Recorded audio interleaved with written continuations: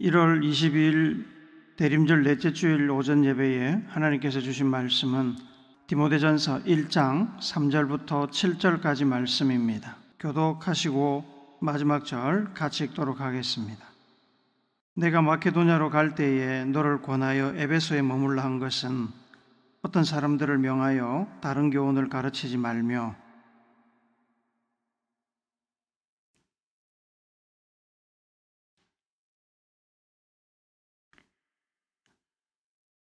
이 교훈의 목적은 청결한 마음과 선한 양심과 거짓이 없는 믿음에서 나오는 사랑이거늘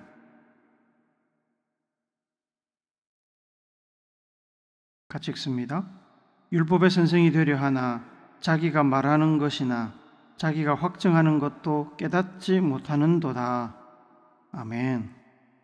하루는 한 바리새인 율법사가 예수님을 찾아와 질문을 했습니다. 바리새인들은 예수님을 좋게 보지 않았습니다. 신학적으로 바리새인들은 모세오경을 문자적으로 지키려고 노력하는 경건주의자들이었습니다.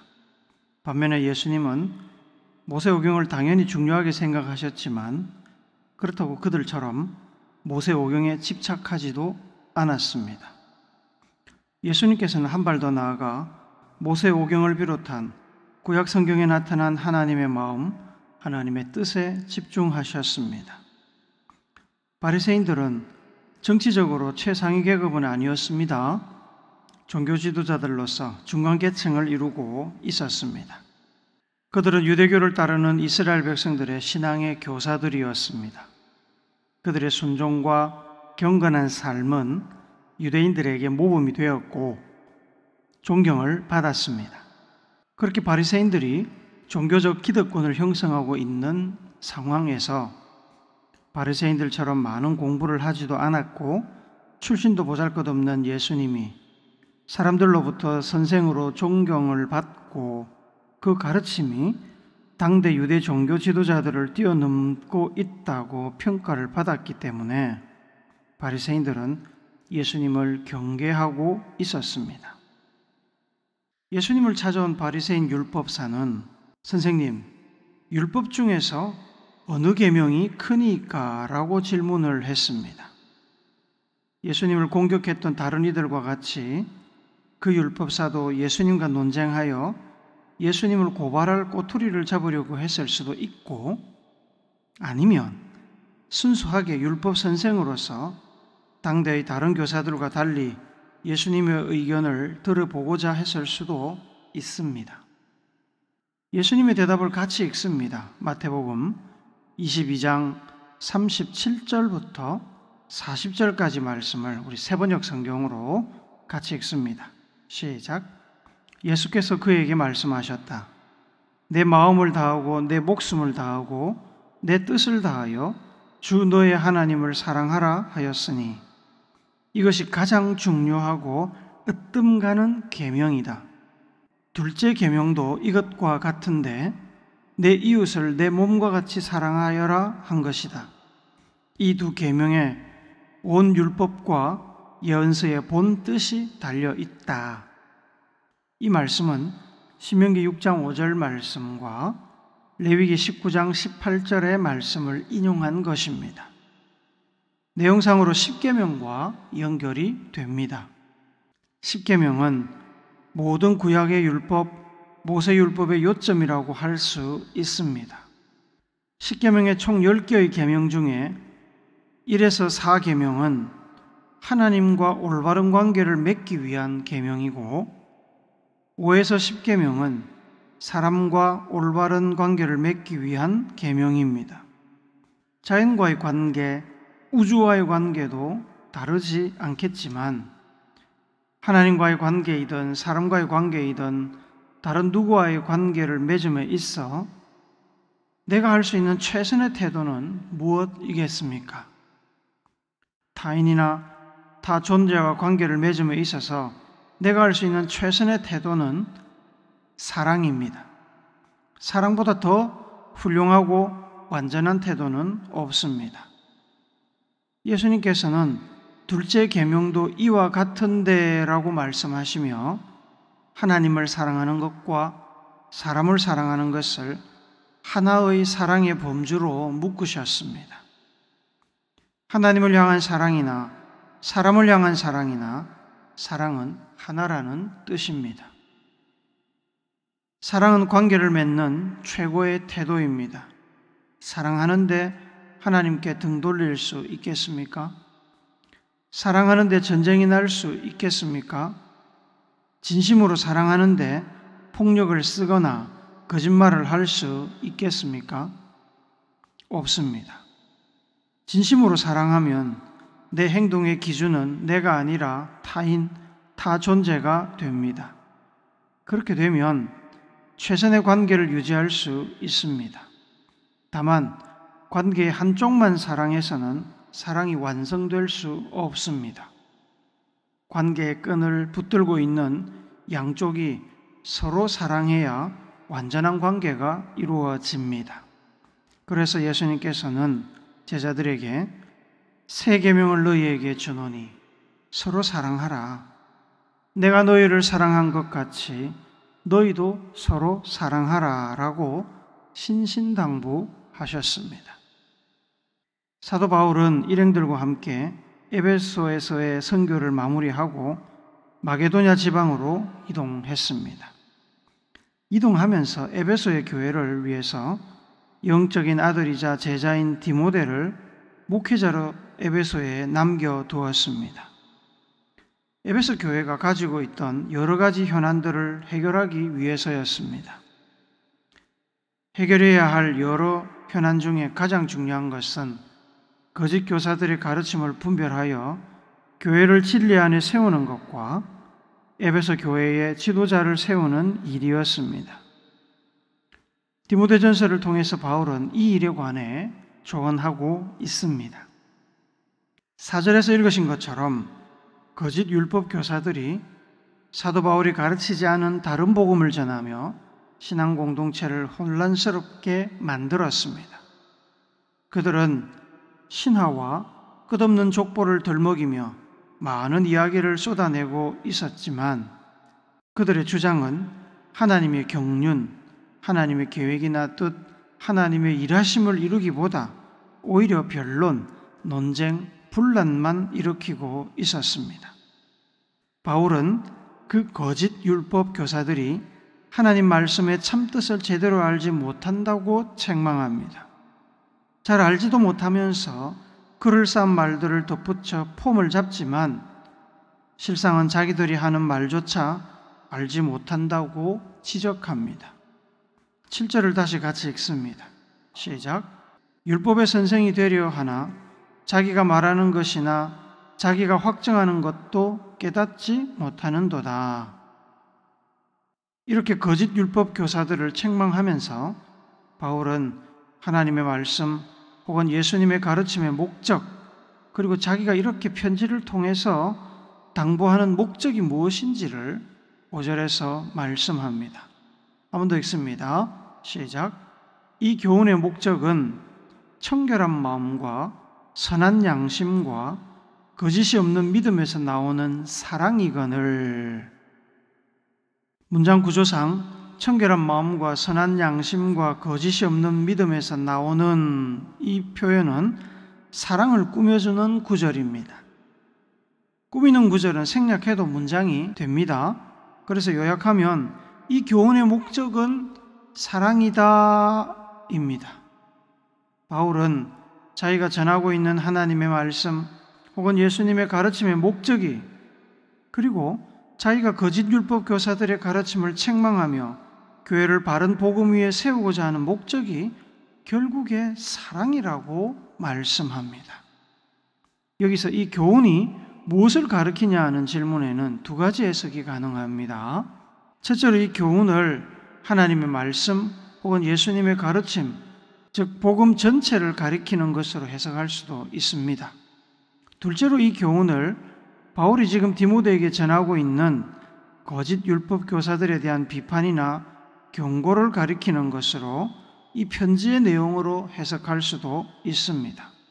두 해석은 엄격하게 구분하면 다른 이야기지만 넓게 보면 바울이 전하는 모든 가르침은 결국 하나님의 말씀 혹은 예수님의 복음 안에 있기 때문에 하나의 이야기로 볼 수도 있습니다. 바울은 하나님을 향한 사랑이든 이웃을 향한 사랑이든 사랑이 가장 중요한 율법이라는 예수님의 말씀을 인정하고 있습니다.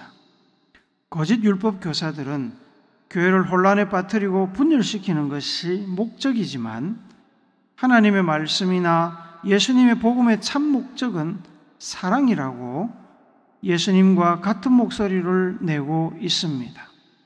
우리가 잘 아는 대로 사랑에 대한 바울의 신념은 확고합니다. 사랑장으로 유명한 고린도전서 13장의 결론을 아시지요? 고린도전서 13장 13절을 같이 읽습니다. 시작. 그런즉 믿음, 소망, 사랑 이 세 가지는 항상 있을 것인데 그 중에 제일은 사랑이라. 방언이나 천사의 말이나 예언의 능력이나 모든 비밀과 지혜를 알게 되는 능력이나 산을 옮길 수 있는 믿음을 소유한다 해도 전 재산을 구제하는 데 나누어주고 스스로 목숨을 버릴 만큼 헌신적이라고 해도 사랑이 없으면 그 능력과 소유와 헌신이 의미가 없을 정도로 사랑이 가장 중요하다고 말씀합니다. 이렇게 중요한 사랑이기에 바울은 이 사랑이 세상에 널려있는 허다한 세속적인 사랑과 같지 않다고 구별합니다. 예수님의 복음, 하나님의 말씀이 이야기하는 사랑은 청결한 마음과 선한 양심과 거짓이 없는 믿음에서 나오는 사랑입니다. 모든 율법 중에 가장 중요한 율법인 사랑은 이 세 가지 선결 조건에 뿌리를 내리고 있습니다. 첫째로 이 사랑은 청결한 마음에서 나오는 사랑입니다. 둘째로 이 사랑은 선한 양심에서 나오는 사랑입니다. 그리고 셋째로 이 사랑은 거짓 없는 믿음에서 나오는 사랑입니다. 청결한 마음, 곧 흠이 없고 오염되지 않은 깨끗한 마음은 어떤 마음입니까? 우리의 마음은 흠 없이 오염 없이 깨끗합니까? 자기 마음은 청결하다고 누가 감히 주장할 수 있을까요? 청결한 마음은 인간이 자연적으로 가질 수 있는 것이 아닙니다. 세상의 어떤 힘이나 능력이나 방법이나 도구를 사용해서 다듬고 수련해서 만들 수 있는 것이 아닙니다. 처음 사람 아담과 하와는 청결한 마음을 가지고 있었을 것입니다. 완벽하지는 않았지만 뱀의 유혹에 넘어가기 전까지 그들의 마음은 오직 하나님만 바라보며 하나님께서 만드신 배우자와 자연 안에서 사랑을 교감하며 흠도 없고 오염도 없었습니다. 하지만 사탄의 유혹에 불완전했던 그들의 마음이 욕심과 이기심 그리고 하나님처럼 되고자 하는 교만과 하나님에 대한 의심으로 타락했습니다. 흠이 생기고 오염되었습니다. 그 이후로 모든 인류는 흠과 오염된 마음을 가지고 이 땅에 태어났습니다. 그랬던 인간의 마음이 스스로는 흠과 오염을 제거할 수 없지만 인류를 구원하기 위해서 이 땅에 오신 예수님의 희생과 능력으로 그 예수님의 사랑으로 그 흠과 오염을 마치 없는 것처럼 덮을 수 있게 되었습니다. 예수님의 보혈로 인해 흠이 메워지고 오염이 정화되었습니다. 청결한 마음은 오직 예수님의 은혜와 사랑에 의해서만 가질 수 있는 마음입니다. 구원받은 자의 마음입니다. 예수 그리스도에 의해 청결하게 된 마음에서 나오는 사랑이어야 진정한 사랑입니다. 선한 양심은 단순히 인간이 가지고 있는 착한 양심을 이야기하는 것이 아닙니다. 지난번에 한번 설명을 드렸습니다만 양심이라는 것은 우리 주변에 있는 모든 사물, 우리 주변에서 일어나는 모든 일, 우리의 모든 생각과 행동에 대하여 우리 스스로가 가지는 도덕적 판단입니다. 이 일반적인 양심의 도덕은 개인의 도덕 혹은 사회의 도덕입니다. 본문에서 이야기하는 선한 양심은 신앙 양심을 말합니다. 신앙 양심은 우리 주변에서 일어나는 모든 사물, 우리 주변에서 일어나는 모든 일에, 우리의 모든 행동과 생각에 대하여 우리 스스로가 가지는 성경에 근거한 도덕적 판단입니다. 여기서 중요한 것은 성경에 근거한 도덕적 판단이라는 것입니다. 선하다는 말은 하나님의 말씀, 성경의 가르침에 적합하다는 뜻입니다. 성경이 옳다고 하면 도덕적으로 옳다고 판단하고, 성경이 그르다고 하면 도덕적으로 그르다고 판단하는 양심이 선한 양심이요 곧 신앙 양심입니다. 이 선한 양심에서 나오는 사랑이 진정한 사랑입니다. 거짓 없는 믿음은 하나님과 성경의 가르침 앞에서 숨김이 없고 불의나 부정, 어두움이 없고 개인의 상황이나 욕심에 따라 취사선택하지 않고 하나님의 뜻, 성경의 가르침을 100% 그대로 받아들이고 인정하는 믿음입니다. 우리가 하나님의 뜻, 성경의 가르침을 100% 알 수 없는데 모르면 하나님의 뜻과 다른 생각, 다른 행동을 할 수 있는데 어떻게 거짓 없는 믿음을 가질 수 있을까요? 우리 힘으로는 불가능합니다. 하지만 성령이 그것을 보완하시고 인도하시고 가능하게 하십니다. 성령이 그냥 주어진 것이 아닙니다. 불완전한 우리를 하나님 앞에서 온전하게 하기 위해서 예수님께서 특별히 주신 것입니다.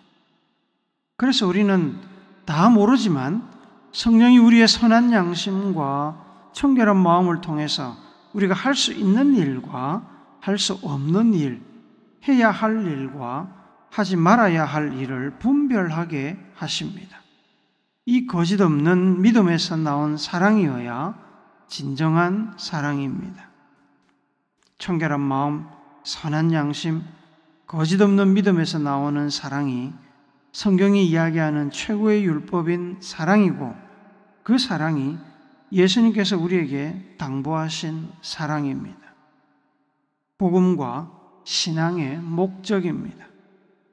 그런 사랑을 성도들이 가지도록 권면하고 가르치고 훈련하고 본을 보이는 것이 신앙 공동체의 목회자, 지도자, 선생들, 앞선 자들, 부모들이 해야 할 일입니다.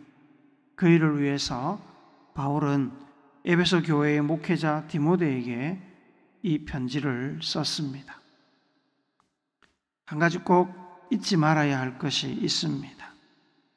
행여나 여러분들의 마음에 당신이나 잘하세요라는 마음이 들까봐 이해를 구합니다. 이 사랑을 이 땅 가운데 구현하는 것이 하나님의 말씀, 복음의 목적이지만 우리는 그 목적을 100% 이룰 수 없습니다.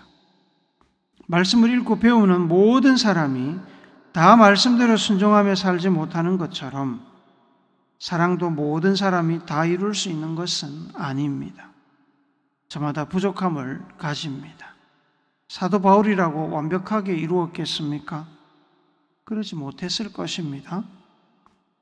로마서 7장 21절부터 24절은 하나님 앞에서 자기의 참모습을 깨닫고 고뇌하는 바울의 고통이 느껴지는 말씀입니다.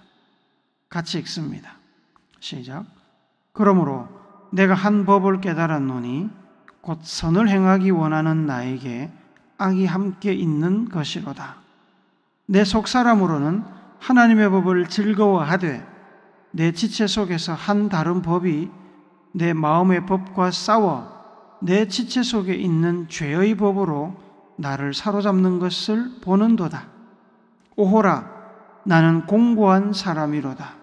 이 사망의 몸에서 누가 나를 건져내랴. 바울이 죄 앞에서 온전하지 못했듯이 사랑에 대해서도 온전하지 못했을 것은 자명합니다. 하나님의 말씀 앞에 바울은 죄인 중에 내가 괴순이라 라고 따라오는 디모데전서 1장 15절에서 자백합니다. 예수님을 제외하고 이 땅에서 누가 감히 사랑, 성경이 최고의 율법으로, 율법의 완성으로 이야기하는 사랑을 자신 있게 이야기할 수 있는 자격을 갖춘 사람이 있겠습니까? 없습니다. 아무도 없습니다.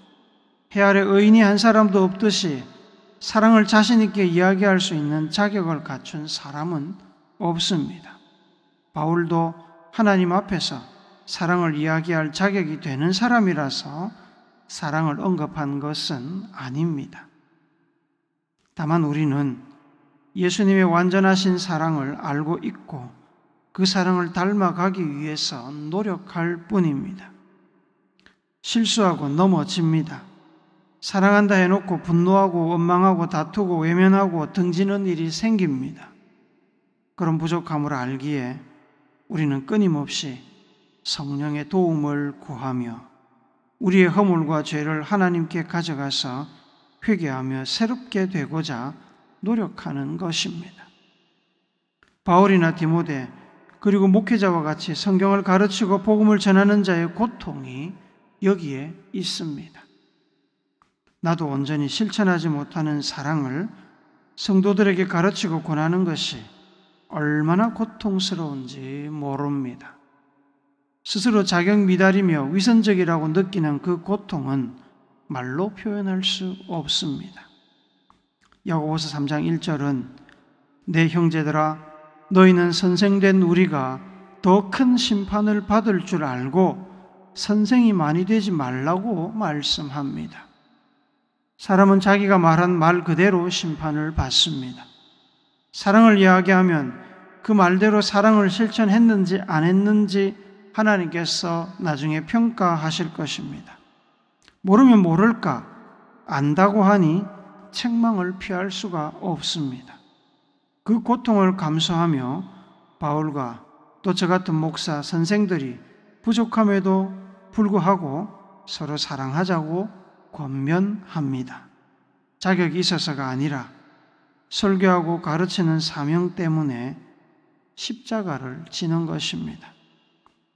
이러한 자기 성찰의 고통을 감수하며 바울이나 목사가 사랑을 이야기하는 것은 우리의 신앙, 하나님의 말씀, 예수님의 복음과 삶의 최종 목표가 틀림없이 사랑이기 때문입니다.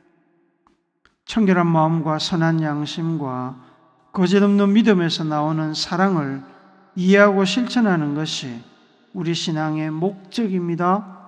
사랑이 완성되는 곳에 하나님의 나라가 세워집니다.